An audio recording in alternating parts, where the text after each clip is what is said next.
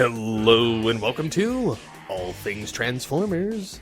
I'm your host, Steve Megatron Phillips, and joining me in this return to the Allspark is TFG1 Mike.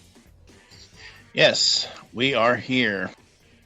We have a lot of things to talk about tonight, and I completely forgot about, and I didn't mention this to you, it'll be fairly quick once I actually find it, but we also have the IDW Publishing December solicitations for comics as well. But we have a lot of stuff, starting with my favorite and yours. Well, not you, but everybody else, at least anyone else that, likes cool stuff. Boo. Boo. Boo. Shut up. It finally happened. I have been a fan of Funko for 3 years now. I got my first one in 2017. My first one was Stone Cold Steve Austin from WWE. I got him at my local comic shop on Free Comic Book Day that year. And I've just kind of, not necessarily gone crazy, but I've gotten sucked into the Funko fun because, and plus now with me living in, my wife and I living in Vancouver, Washington, I live 3 hours away from Funko HQ. So yeah, I'm a little obsessed. But all this time, they have He-Man Funkos, they have Knight Rider, they have A-Team, they have Schitt's Creek, and that's a TV show, folks. I'm not trying to curse. That they just announced, and we're gonna have to talk about this on Altered Geek. They just announced that they're doing Dumb and Dumber Pops. So they have all these things from all these. They have Marvel, they have DC, they have everything. Okay, the one thing I've been waiting for them to do is Transformers. They have a Transformers license. They've only ever done up until right now. The movie style stuff. Well, it has been announced that coming in late November or early December, Transformers Funko Pops. My buddy Wes Howard, who runs Poppin' Off Toys, I had put his link up on our Facebook fan page so people can pre-order these through him, because it would be awesome to send him business since he's a small business owner. We are getting Optimus Prime. We're actually getting 5 in total, but 2 of them have exclusive variants. Optimus Prime and Soundwave both have exclusive variants. The Soundwave variant will be a GameStop exclusive. The Optimus Prime variant is an Amazon exclusive. The difference is that the Optimus Prime is the metallic Funko style.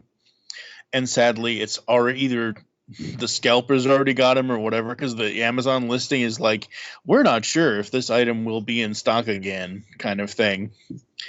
So there's Optimus and Soundwave, Megatron, Jazz, and Bumblebee, and they are all G1 style. Yeah, I cannot wait to get these. So cool. Say so. As soon as they make it, and you're like, oh, I'd be down with this if it was Beast Wars. And I told you on Facebook, I said, give them time. The only one I would actually break for is Megatron. Megatron, obviously, yeah, I know. And at this point, I've kind of come to this realization that I don't need toys. But I wish I could get the Masterpiece Megatron. But that aside, I have this desire to get the figures of characters I voiced, such as Beast Wars Megatron, in any of his iterations or all of them, if possible. G1 Scourge, which we'll get into that later. And just a multitude of other characters I've played, because I like, I don't know, the visual representation of the thing that I've done. I guess it's kind of why a lot of voice actors kind of do that too. Right. No, absolutely, yeah. Okay, so the thing with me and Funko is that, yes, it is a toy, but I am not sitting here like Dark Helmet, waiting for somebody to catch me playing with them. The only time I take these things out of the box is to take photos, and then I put them right back in the box. They go right back on the shelf or wherever I'm displaying them, my desk, whatever, and they're display pieces to me. Because, like you just said, mine isn't so much characters I've voiced because I can't voice act for shit. I But it, I thought you were made of sterner stuff. I'll just go ahead and fall now. Thank you. But it's one of those things where if a character means something to me and I can have it in a collectible form that I don't necessarily need it to I would love to have our good buddy, Mr. Canada himself, Michael Dodd, was going back and forth with me on a Facebook thread about, just get the masterpiece. I can afford a Funko Pop at 8, 9, 10, 11, 12, 15 bucks. I can't afford Masterpiece Soundwave at $160. So I'm perfectly fine with having the characters that I love be the Funko. Funko to me is what Mighty Mugs was to me 10 years ago. Same kind of thing. Hell, the boxes, they're not exactly similar, but they're close. But it's one of those things where it's just a fun little thing that represents a character that you love, and they do so many different characters that it's like, ooh, you can have one of everything that you love. You don't have to collect them all, because there are plenty of Funkos that I do not. I have no interest in Game of Thrones Funko. I have no interest in insert name here that most people know that I'm not that interested in. So, I don't collect all of these things. I don't have to catch them all. So that's the Funko stuff. Hasbro is doing Hasbro PulseCon 2020. It's 2 days of this thing. This is Friday, September 25th, and Saturday, September 20. I almost said December. Wow, September 26th. This is the schedule. Day 1 is Dungeons and Dragons, Magic the Gathering, Star Wars, and Marvel. Day 2 is G.I. Joe, Transformers, Power Rangers, and Ghostbusters. So that's what's going on for Hasbro PulseCon. As far as when is this supposed to come out? Hasbro PulseCon? Yes. September. Oh, when is that supposed to come out, or this episode? When is PulseCon 2020 happening? Friday, September 25th, and Saturday, September 26th. This week. Yeah. Oh, Lord. He's evil laughing, folks. Everybody be afraid. Be very afraid. Along with PulseCon schedule announcement, they've announced 2 very high-profile Transformers guests. Both Peter Cullen and Frank Welker will be attending Hasbro PulseCon 2020.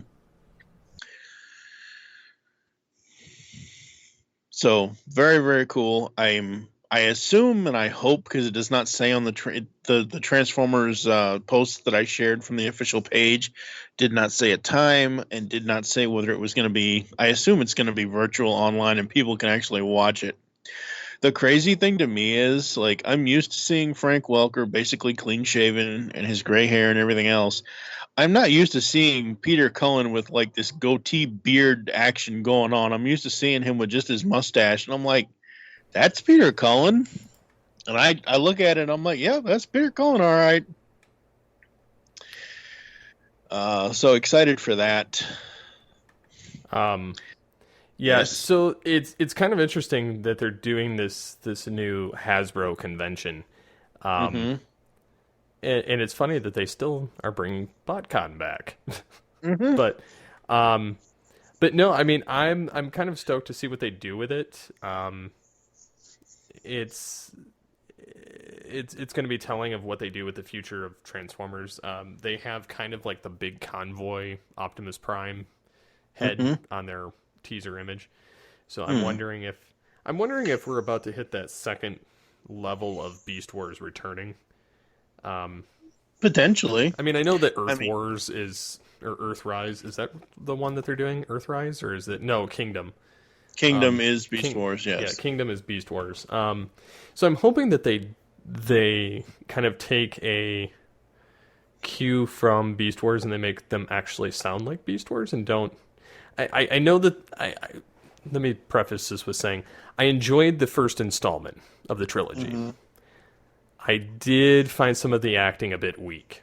Like Mm-hmm. they were all too dark, too gravelly, too similar. But I don't think that that's necessarily the way that they could go with the next two installments. I think it was a very much a learning experience. Mm-hmm. And so I'm optimistic for the next two. I'm just hoping that they kind of hold true with the characterizations and the voices being similar, even though they can't use the actual actors. Okay, so I mentioned this last episode when we talked about this because I found this out that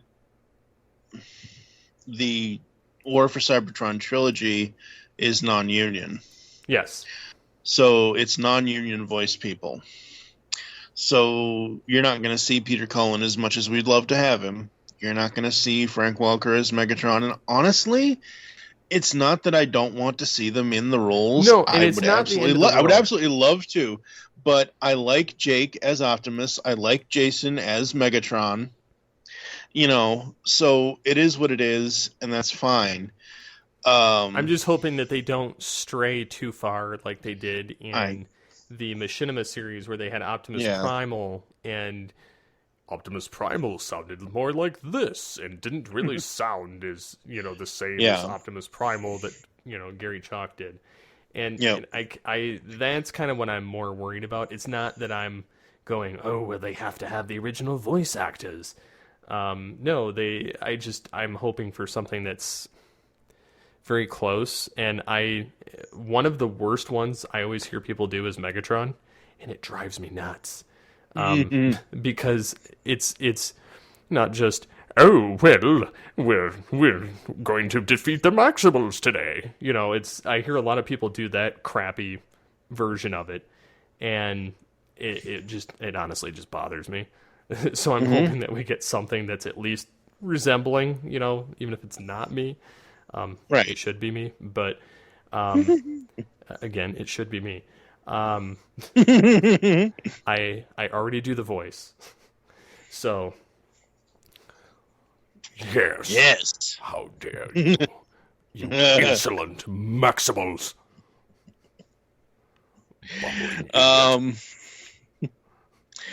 So yeah, that's happening. We got let's see here. The We got studio series. Studio Series 86, Hot Rod, Cup, Now, Scourge. I do have a question about this. I've seen these pop up. The first one I saw was Hot Rod. Mm-hmm. And I at first was not aware that Cup had one until I was kind of browsing. I saw the Hot Rod one, and I realized he's not quite the same as the animation model, but he's pretty blasted close. I mean, I know they took liberties with the color changes, which is to be expected. I do love how the attention to detail to him and all of his little add-ons from the movie are in there, like his accessories. It's almost like having a mini masterpiece without, and I'm assuming, I could be wrong, I'm assuming that these are going to be basically masterpiece without being masterpiece. I think that's what Studio Series is supposed to be, but I could be wrong. I do not know. I am not an expert on Transformers toys anymore. Other than seeing these images, I would not have even noticed this. But the fact that it's Hot Rod and he is, my favorite character and yada yada yada. This is actually pretty much the best Hot Rod toy I've ever seen. The only other one I will put over it is Masterpiece Rodimus. Well, I'm saying Masterpiece aside, out of any of the other figures. Oh, absolutely, hands down. This is hands down the most epically, beautifully put designed version of him. And I'm not going to count Masterpiece because it's a whole nother level of engineering. Yeah. But I'm hoping that they kind of bridge the gap there, because I feel like the masterpiece has kind of priced itself out of general collectors or general fans of the toys.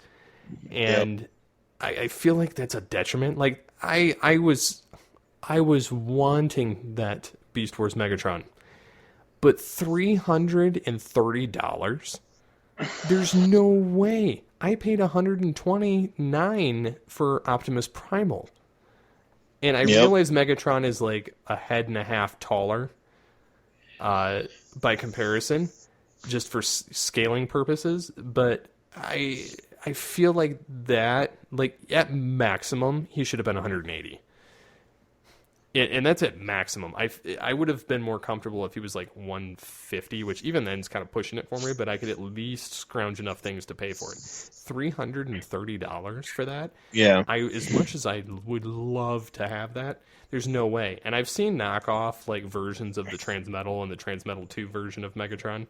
And I've read the reviews on them, because like I saw one and it was like, $60 you could get, and it looks like a masterpiece, but I was reading the reviews and everybody was saying it was garbage. Like it falls apart and it suffered from the same issues that the original toy had. And so I was like, well, I'm not going to spend the money on that. And I've seen the Dragon one, and he's epically just like the show, but again, it kind of puts it into question. Like, I don't know what the quality control is. And so to pull the trigger on something like that, I just don't want to. But for the series, the 1986 series, I'm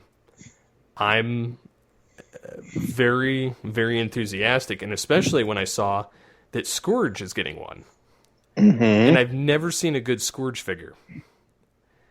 With all of the details, with all of the... Because I previously owned the titanium version from that line that came out years ago, and I sold it because I was like, well, it doesn't match the movie, and I do the movie one. Like, not the movie, but the season 4. This matches season 4. But anyways, it's the same design, and it's supposed to be like a studio series look.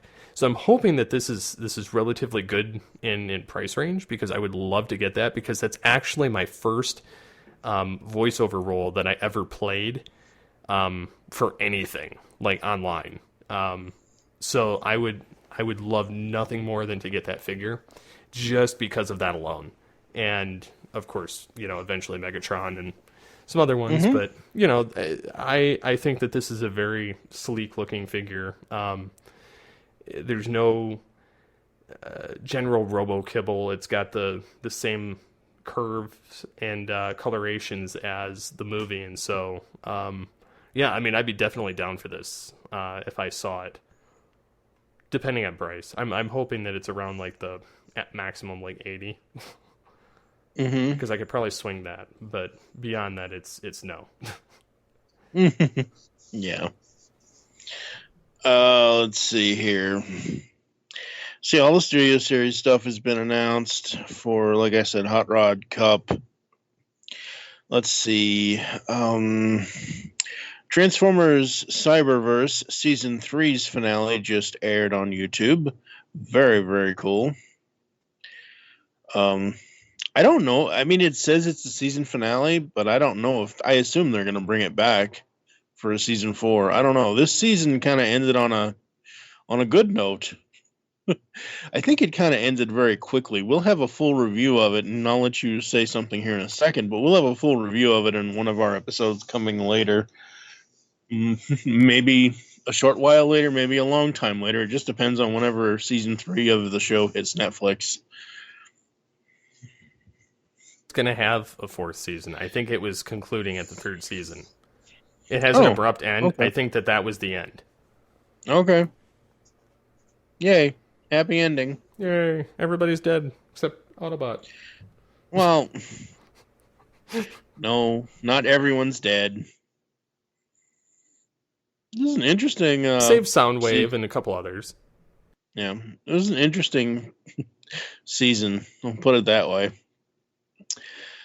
And then, before we talk about what I originally meant this episode to be, our good buddy Randall Ing has put out a couple of videos recently. One is Online with Perceptor, a NG Smooth PSA, and it's basically talking about, take breaks, don't always sit in front of the screen, that kind of thing, get up and stretch, I will embed these videos, or I will at least link to them in the show notes so people can watch them. And then the second one was Nothing Beats a Classic, Bumblebee. Nothing Beats a Classic 2020 edition. Randall went through and did all kinds of redesigns on their Bumblebee model and everything else, and updated it and brought in Dan Gilvezan to do the voice.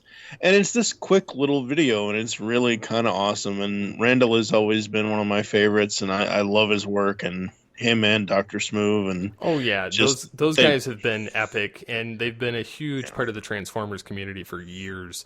It always makes me laugh when I see the morons that are constantly commenting on his videos, looking for a like, oh, first. Or the some of these other ones. The people that it attracts is hilarious. Or like, oh, I guess you don't make YouTube videos anymore, or some of the other stuff.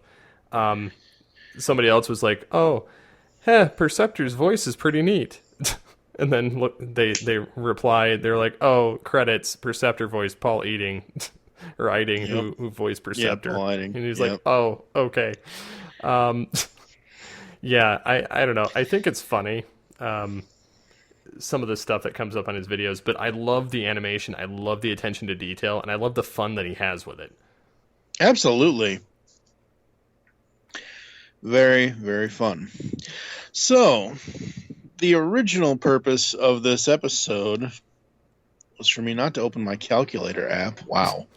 It's because... one shall stand, one shall count. Mm-hmm. Because we have a bunch of Transformers anniversaries. 24 years of Beast Wars, 36 years of G1, and 21 years of Beast Machines? Yeah, I think that's right. Yeah, 99 to 20. Yeah. 16th and 17th. 16th was Beast Wars. 17th of September was Generation 1, what started it all. And I believe it was the 19th of 1999 was Beast Machines. I gotta say, these, like, I've mentioned this before on the show, that certain episodes of G1 I can still watch. I don't think it was ever meant to be a serialized, like, they had two-parters and they did this and they did that and whatever, but it's not a full continuity. It's not like Beast Machines where it's an entire continuity kind of thing, and that's fine and it's okay because the 80s were completely different. September 18th, not 19th of 99 was the reformatting for Beast Machines. So September 18th was the 21st anniversary of Beast Machines.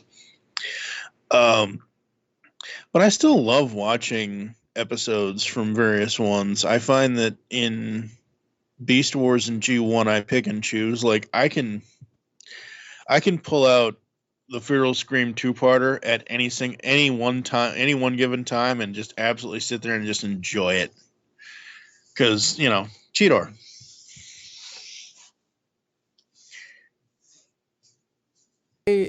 I find that I enjoy a lot of the different Transformers series, and there's various episodes that I enjoy between them. Mm-hmm. Like Beast Wars. I always love Coming of the Fuse Wars Part 1 and 2. Yeah, that was a good one. Because it's a Western, it's a reintegration of Optimus Primal, it's there's just a lot going for it, and I really enjoy it. And that's always one of my go-tos. Like, the other ones, I kind of fluctuate between the regular season 1, because there's a lot of episodes I just don't care to see again, and then there's other ones that are pretty good, but I kind of stick in the season 2 realm for the most part, because there's a lot in there that kind of ties into other aspects or a lot darker themes. You get Code of a Hero, you get The Agenda, Part 1 through 3, and then I love Optimal Situation, and then I have, of course, like Nemesis Part 1 and 2, and a few other ones throughout there. I don't mind Feral Scream, but I can only take it so many times. I find that the ones with like Crossing the Rubicon and the like Go with the Flow. Go with the Flow is fun just because of depth charge being a boat. But the rest of like some of the episodes, I don't really enjoy them all that much in season 3. I do like the one where Rat Trap is in the bubble trying to get Sentinel. But other than that, like there's a lot of aspects I don't care for in the other episodes. Beast Machines, there's the first 4 episodes I pretty much enjoy. It's kind of hit or miss for the rest of season 1. There's a lot of season 2 I don't care for. I do like the flipping of the switch of Silverbolt and Black Arachnia. And then I, of course, love the ending where Primal and Optimal Megatron are fighting. And then, there's a lot of stuff in G1. There's a lot of stuff in Prime. There's a lot of episodes of all the different series that I just enjoy watching. And so to have all of these different generations, more or less, it's a fun time to be a fan of the program. Absolutely. Yeah, it really, really is. And I just, I just can't believe we're slowly getting up there in age to, like. So what you're saying is we should be writing new ones. No, we give them the ideas and then they just make it. Well, they don't just take it; they pay us for the ideas. Well, That's no, the but idea. I'm saying like we give the ideas, and somebody else writes it. Yeah, well, that would not probably work.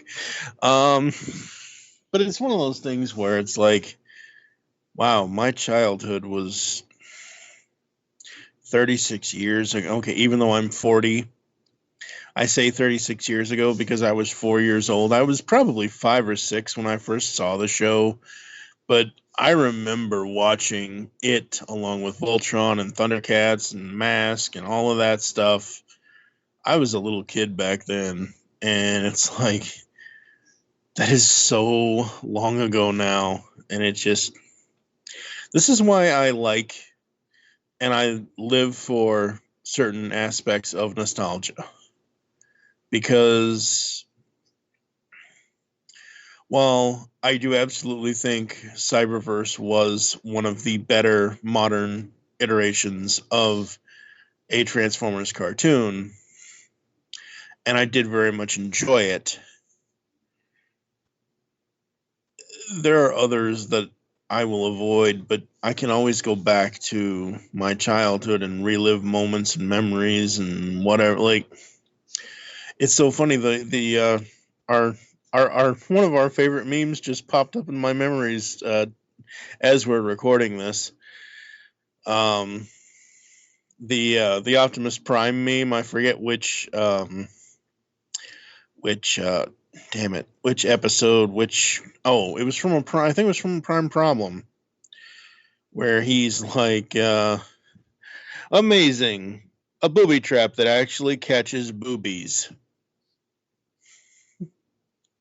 And that just brings me back to my childhood, because I think that was the episode where my aunt was like, did they just say ass on that cartoon? Like, she forbade me from watching Transformers at her house after hearing him say boobies.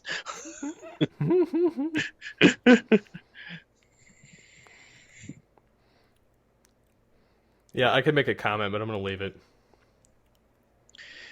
It don't matter to me. No, I'm just going to leave it. Come on. No. Come on. Guilty party is not going to say anything. Come on. You know you want to say it. Say it. Nah, I can't. Ah. But no, I've kind of come to that point where I don't need it to match my rendition of quality level. I do have a pet peeve when voices don't sound similar. But as far as like the writing or as the animation, I've kind of learned to get over that because they're not all made for me. Yeah. But I don't want the voices to be such a jarring thing either, because it makes it hard for them to find the older series interesting, because to them, whatever they're exposed to, that's the voice that they think of. Exactly. So like looking at, like Batman the Animated Series, any of us that grew up with that, automatically when we read Batman, that's the voice we hear is Kevin Conroy. Mm-hmm. And so just No like doubt. Optimus Prime, anytime we hear Optimus Prime, it's Peter Cullen. Anytime we hear, Megatron, it's Frank Welker, or, you know, Beast Wars, it's David Kay or Gary Chalk. I mean, Mm-hmm. it's those elements that kind of tie it. And so that's kind of where I have the pet peeve with not having a similar sounding voice.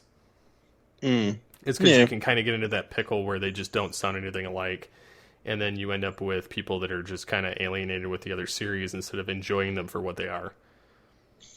Right. And like I've been saying in our 2 episodes that we did for Cyberverse, Jake Fushi and Jason Marnocha, I'm probably screwing that up. Yeah. Yeah. Them, Jake as Optimus and Jason as Megatron. I know certain people say, oh, his Optimus sounds a little bit like Peter Cullen. While I do see it, I don't think he's actively trying to. Like, he's just doing a voice for Optimus that actually fits that Optimus character. Same thing with Megatron. Jason is not trying to imitate Frank Welker in any way. In my personal opinion, I don't think he is. Maybe we can eventually have him on the show to actually ask him that question. But it's one of those things where, out of all, not counting Beast Wars, out of all the Generation 1 Optimus and Megatrons, those are my 2 favorite outside of, obviously, the originals.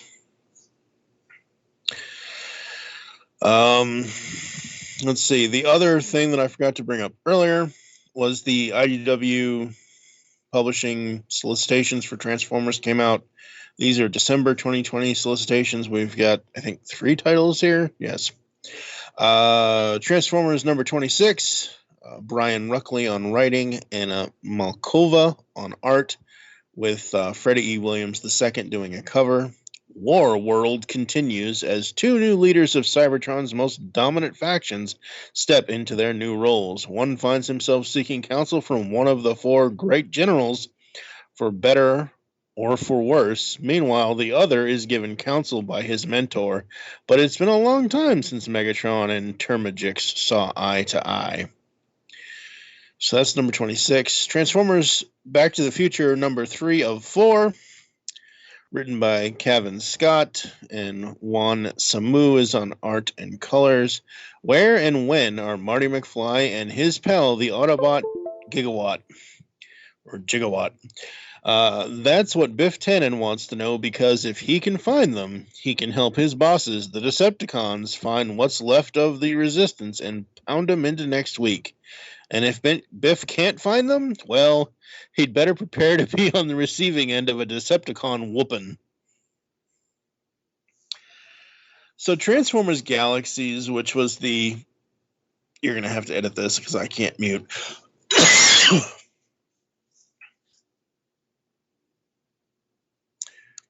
So Transformers Galaxies was the news spotlight type of thing where they spotlighted characters. Apparently that is ended or is ending at issue 12. A new 5-issue miniseries called Transformers Escape is coming in December. Written by Brian Ruckley, art by Bethany McGuire Smith. This continues the War World story, spills into this all-new limited series as Cybertron descends into a state of war. Countless civilians, unaligned with the Autobots, Decepticons, or any faction, are caught in the crossfire. Fortunately, a solution may be coming. Wheeljack, Hound, and some of Cybertron's greatest and most infamous scientists seek to reactivate the ARC program and evacuate the planet with huge spaceships. On the verge of war, will their efforts be enough to escape? Full color, 32 pages, $3.99. I'm very interested in... Well, I'm interested in all the Transformers comic stuff, but the Escape one just kind of spoke to me at the time when I was reading the solicit and all that.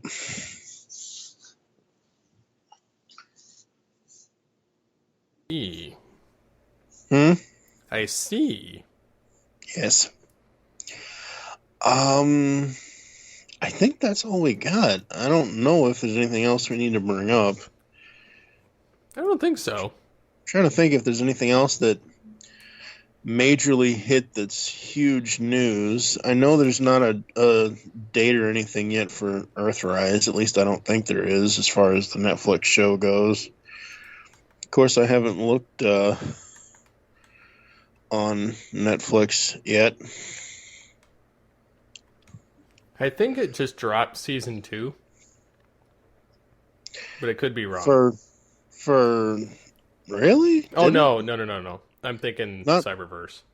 Yeah, that's Cyberverse just dropped season 2 on Netflix, but